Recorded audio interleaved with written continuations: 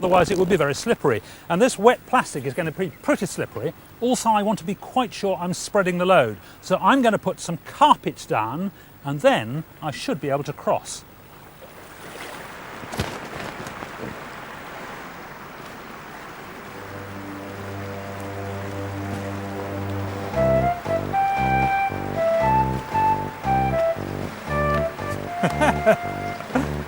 It's a very bizarre feeling. It's swaying a bit sideways.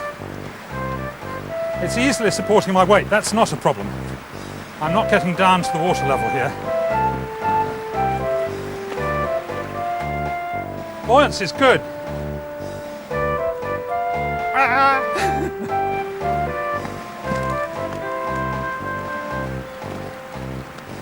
I find it hard to imagine the entire Roman army marching across here with loaded packs.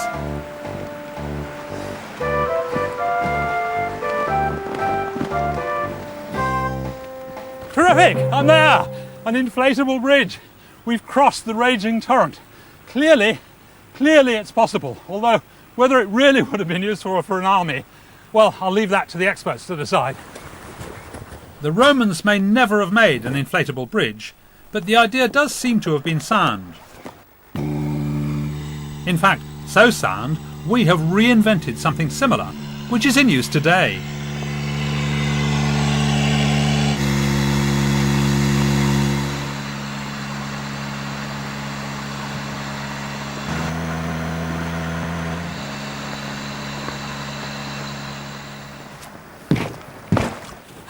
You look a little bit wobbly there. Tell me, what are these things used for? Well, they're used by the emergency services for rescuing people who have fallen through frozen ponds, like this one would be in the winter. Right, but not by the army? Not at the moment, no. They are looking at it, but it's only used by fire brigades at the moment. Right. So, did you know that this was a Roman invention? No, we didn't actually, no. It was quite a surprise to us when we learnt that they were using this kind of concept then. So now you can go back to this one? No, I don't think so. I think we'll stick with what we got there. Anyway, it's wonderful. This is something else we have to thank the Romans for.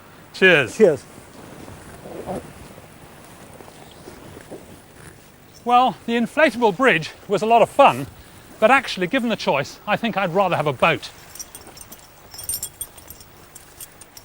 And so probably with the Romans, because even though they were great engineers, on the whole they preferred tried and tested technology. Their best ideas were stolen from the Greeks, but they made them work really efficiently. In the end, the empire simply got too big.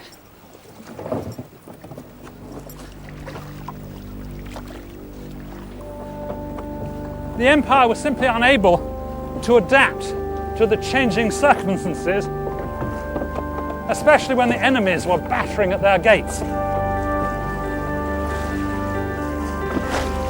And so they gradually withdrew their troops from places like Britain, never to return. But as the administrators and the military left, a lot of the technical skills gradually faded away.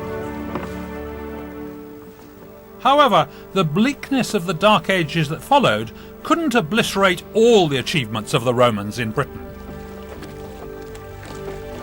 You know, we've still got rectangular houses, concrete, a road network, hamburgers, three-course meals, flushing lavatories, spas, mass entertainment.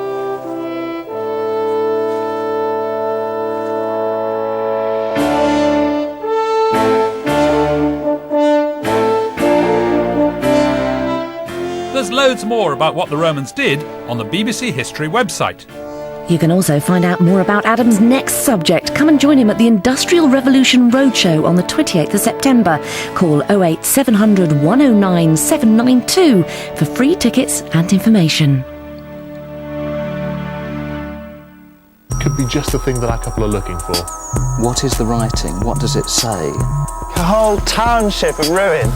An amazing hoard of Roman treasure unearthed in a brand new series on BBC Two, Hidden Treasure at 8:30 with Restoration at 9. QI makes the modest claim that even the dullest things can be quite interesting if looked at in the right way. I know something quite interesting. Yes, tell. About polar bears. They don't have white fur. Well, you better look behind you, pal.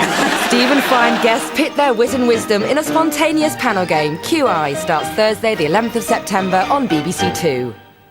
Join Ruthie Henschel, Bryn Terfel and many other great musicians at BBC Proms in the Park on Saturday, 13th of September in Belfast, Glasgow, Swansea and London's Hyde Park for the last night of the Proms.